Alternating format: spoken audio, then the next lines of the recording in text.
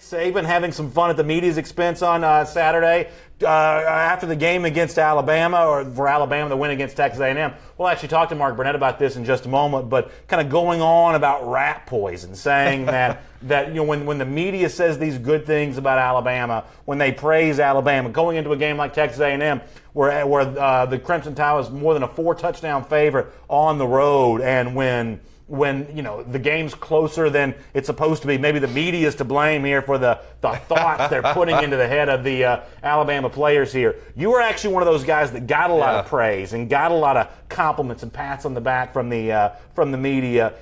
Do you agree with what Saban's saying here? Do you think he has a point that positive statements from the media has the effect of poison on his players? I think it can, and I think it's probably a little bit, obviously, in this particular circumstance, has gone that way. The media is going to be the media. They're going to talk good about what teams they think are good. You're going to see the top 25. You're going to see ESPN. You're going to see College Game Day, and they're going to talk about Alabama because they're a good football team. And so I think Nick Saban's message, and we've said it a million times in the show, he's talking to his players. Don't listen to what everybody's saying about you, because you know what? If you don't continue to do those things, they will flip on you in a hurry, and they'll be talking bad about you next week and how big of a letdown you were and how you didn't play very well. And so I think that's the message he's trying to deliver. Keep your foot on the pedal and keep doing the same things that you're doing.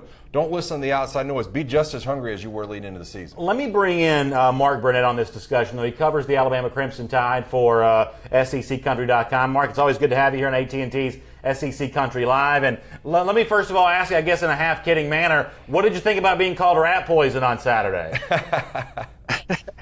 I thought it was hilarious, man. I always laugh when he goes on these rants because, I've been in that room for a few years now, and I always know that these aren't directed at anybody in the room. He's trying to send a message to the fans or the players or parents of the players, friends of the players, different people, but it's not necessarily directed at the media. I don't know why anybody would take it personal. I just thought it was funny because, especially some of the fan reaction, because they're always like, if you don't write positive things about their team, they're upset. But if you do write positive things, now it's called rat poison. So I don't know. I guess we can't win in this situation. Well, let me bring both of you in this discussion. Mark, I'll start with you because you're covering Saban now. But Mike, I want you to weigh in this because you played for Saban. When Saban has this kind of reaction to what's going on, is there an element of, is he having as much fun as he needs to be having with a team that's obviously really good? Now, I know he wants to keep the edge and keep his team focused, but is there a joyless manner in which Saban's kind of going through the motions on this that makes him hard for some people to be around, Mark? No, I think it's a situation where, he just has a message he wants to get out, and he sort of sees the local media as that venue to get that message out. So, I think he's enjoying it behind the scenes. I think it's a situation where he saw how Alabama performed against Vanderbilt and Ole Miss and saw that, especially in the Ole Miss game, that even though they blew them out, there were still some things to clean up.